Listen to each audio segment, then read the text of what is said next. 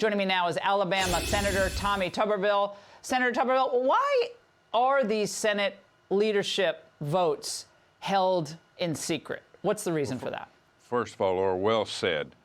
They're secret because the leader chooses that, the leader that's in office as we speak, and that's Mitch McConnell. I would rather push the vote closer to January the 1st anyway, but I'm not the leader.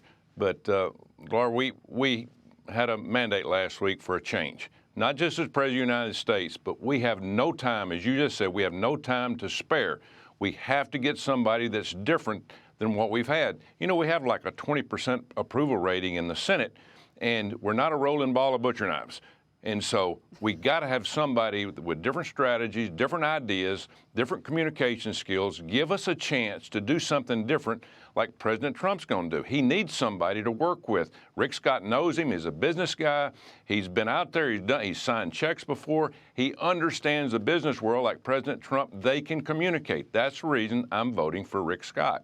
Now, there was some document that was released online. I have no idea whether it's accurate or not, that supposedly listed who's voting for whom, like some preliminary take on the leadership race. And in that document, Rick Scott was like coming in third. But do you think some of this outside influence is actually changing that dynamic? You know, I think it'll help, Laura. Here's the deal. You have three people running. Nobody's going to get 27 votes. And so there will be a runoff. So somebody will be eliminated. So Rick and Cornyn probably are number 2 and number 3. And then whoever makes number 2 against probably Thune at the end of the day will have a chance to beat Thune. So I don't know what's going to happen, but, you know, I'm not voting for Tommy Tuberville. I'm voting for the state of Alabama. I have got hammered from all over the state. Coach, we voted for change. We do not want the same type of Senate that we've had in the past. Let's do something different. We won't have another chance if we don't do something now. They're exactly right.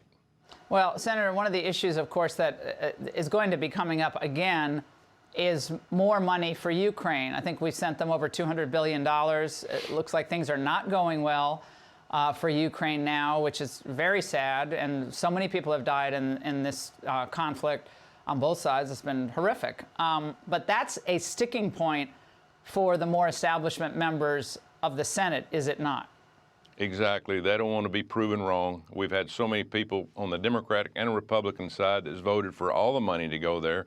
I've not voted for a dime. They can't win, Laura. I didn't want to get these people killed. They can't win. They're undermanned. They're understaffed. President Trump is going to get them out of this. I don't know what he's going to have to give up to get them out of it, but we cannot continue to send money over there. We have people over here starving. Prices are sky high. We need to build our military up. Our military right now, Laura, is a disaster, absolute disaster. We couldn't beat anybody right now. We've got some good people in the military, but the structure of it, the things that we've done, the Democrats have destroyed it.